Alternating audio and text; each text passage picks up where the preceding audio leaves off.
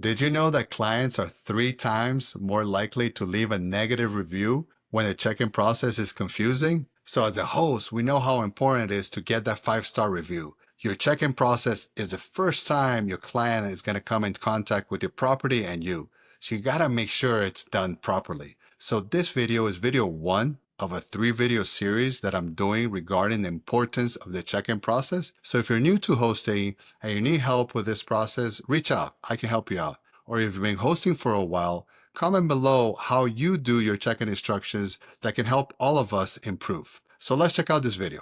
Pura vida. Hi, I'm Esteban. I'm a 6-year Superhost based out of Costa Rica. I'm actually here at one of my properties. As you can see, it's a windy day in Costa Rica. So this is going to be video 1 of a 3-video series that I'm doing regarding the check-in process. And in this first video, I'm going to go in detail about the check-in instructions in your listing. And in video 2, I'm going to do a live walkthrough of one of my units to kind of show you what a client goes through step by step when they check into one of my units. So this will be very helpful for you as well. The whole idea of this channel is that after 6 years, I want to share my insight that I've had hosting and how this can help you also become a super host. So let's go into one of my listings to see how I did my check-in instructions. I'm going to share my screen here. Okay. So here are my listings, and out of all those listings, I own 4 of these properties. The others, I'm a co-host. So let's go in this listing, which is a 2-bedroom unit. As you can see here in Arrival Guide is where you'll find information,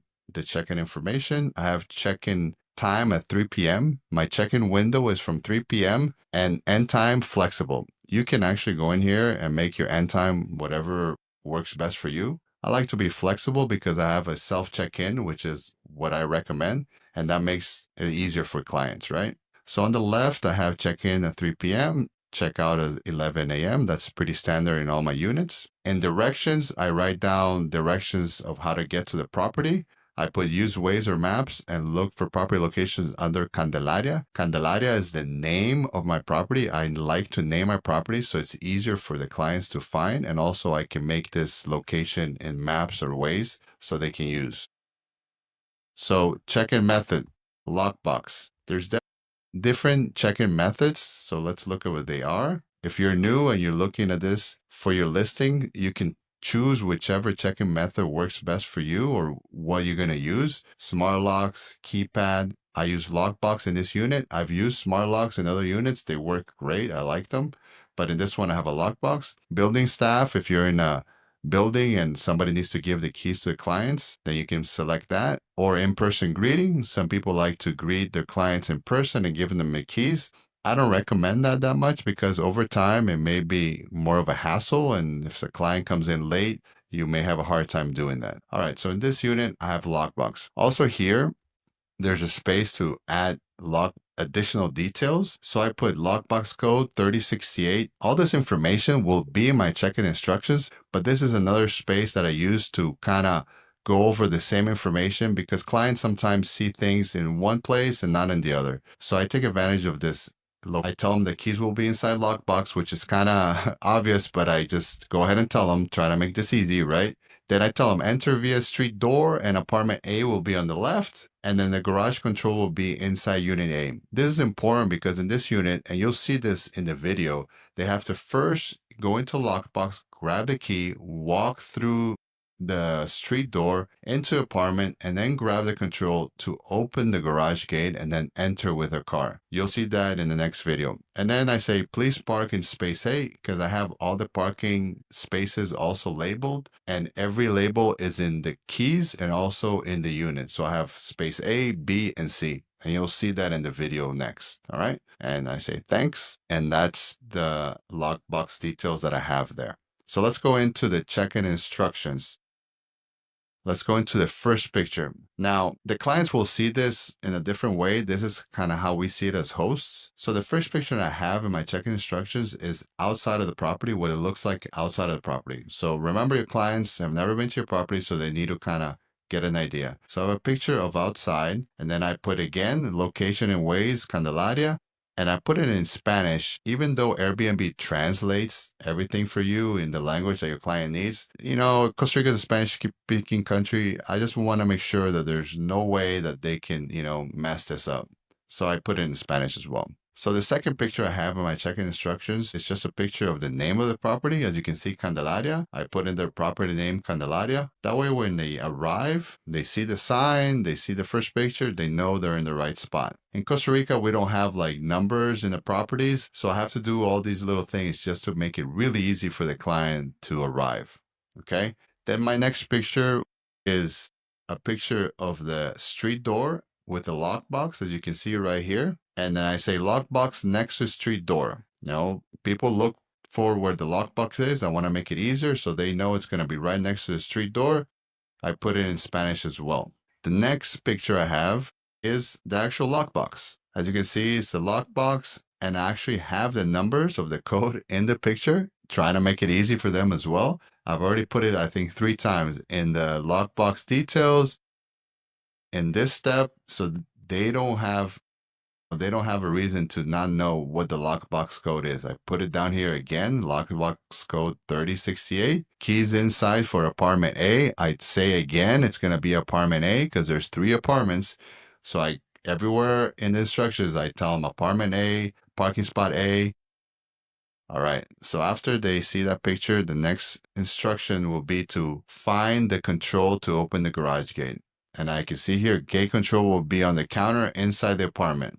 Okay, so they know that the control will be there. They won't be asking me, Esteban, how do I open the garage door? They can see with a picture where it's going to be at. So what's the next instructions? I have a picture of the gate itself, red gate to enter with your car. And like you said, it's just a regular cell phone picture. It was actually a rainy day in Costa Rica. You can see in the floor. But the clients appreciate that they'll really know which gate to go into. Sometimes different properties have different gates. They'll see exactly which gate to go into. And then again, I say garage opener will be inside the apartment or will be given to you by host. I never really give it to them in person. Initially, I put that there because I probably wanted to make sure that they know they're going to get it, but they always do it by themselves with the self check-in. Works really good. So the next picture is, all right, I show where the parking spot A looks like. So when they arrive, they'll see these 3 spots and they have to park in parking spot A. I tell them parking spot for unit A. Again, everything is A. So it makes it really easy for them not to forget and not mess up, not go into park in a different spot and not try to go into a different apartment, right?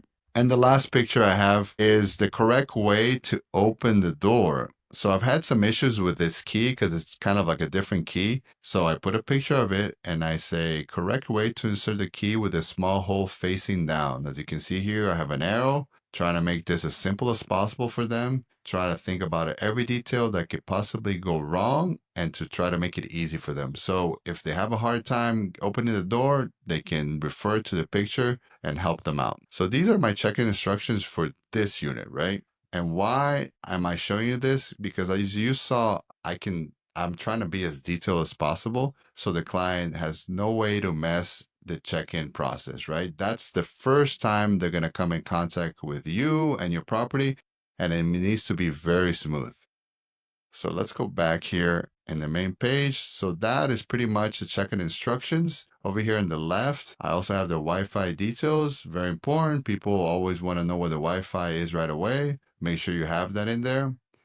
And there's a space here that says house manual. If you're new and you're setting up your listing for the first time, or you're looking through your listings to see how you can improve things, in the house manual, I put additional details about your property that will help them at the beginning, right? So again, I talk to properly open the glass door, place the key with the hole facing out. I talk about it again in case they didn't see it in the first time or they just forgot about that instruction, so they won't have a hard time getting in. I say all ceiling fans have a switch on the wall and to turn it on and off. The fans have 3 speeds and the middle speed is recommended. The first time they come in, they don't know sometimes how to even turn on the lights properly. The fans in this unit, you need to turn them on with a switch. So I tell them that. I also tell them you'll find a broom and a special cloth that goes over the broom to mop the floors that can be found underneath the sink. When they make a mess or something, they need to know how to clean it up. So a lot of people read these things, or a lot of people are more visual. So using these things will help your client have a smooth check-in process, which is the idea. So Airbnb puts this in your listings so you can take advantage of them. So I definitely recommend you using all these parts in your listing in order for your client to have as much information as possible. So that's pretty much it in terms of check-in instructions. Let me go back here. Okay, so we're back. So that gives you an idea of what my check-in instructions look like. If you're somebody that's already been hosting for a long time and you want to make some comments on this video, please do. That way you can help others see how you do your process. I try to be as detailed as possible. As you can see, use the pictures, use a step-by-step because clients definitely appreciate it. Actually, in this unit, I get comments all the time saying, thank you, check-in instructions were very clear. I get it all the time. And now that I think about it, in my other property by the beach, the bigger house, nobody ever has said that. So maybe I got to go look into those check-in instructions, make sure they're more in detail because people in these units really, really appreciate how specific I am with everything they need to know. And if they write to me, of course, I respond and I'm on top of it. All right. So the whole purpose of these 3 video series that I'm doing is to really, really put importance on the check-in process. It's the first time your client will come in contact with your property and you, and this is the first step in getting a 5-star review. 5-star reviews are very important, especially at the beginning with your property. Definitely work really hard to get those 5-star reviews. And if you nail in the check-in process, believe me, you're pretty much halfway home, right? There's things that I'm going to talk to you about during the process that will help you also improve and get those 5-star reviews. And if you're not a Superhost, don't worry. I will go over those details of how you can become a Superhost and the requirements you need to meet to become a Superhost. And please watch the next video. It's really going to help you visually understand what this check-in instructions and process is done, how I do it, and how this can help you as well. If you're liking this video, please subscribe and help me grow this channel. The whole idea is for me to keep posting videos of the things that I've learned in my 6-year experience as a Superhost and how this can help you also become a Superhost. Support this channel. I'm gonna have a lot of videos that I wanna, make for you. And if you have any comments, please ask me questions. I will answer all the questions. And also, if you want me to make videos about something specific, please let me know. And if you're already hosting for a long time or you're a Superhost, comment as well and see how we can all come up with a good, idea of what the best check-in process is. At the end, we're all in this together, right? And if you're ever in Costa Rica, you want to come check out one of my units, please do. And we can definitely work together in how to make your hosting experience more valuable. Till next time, pura vida.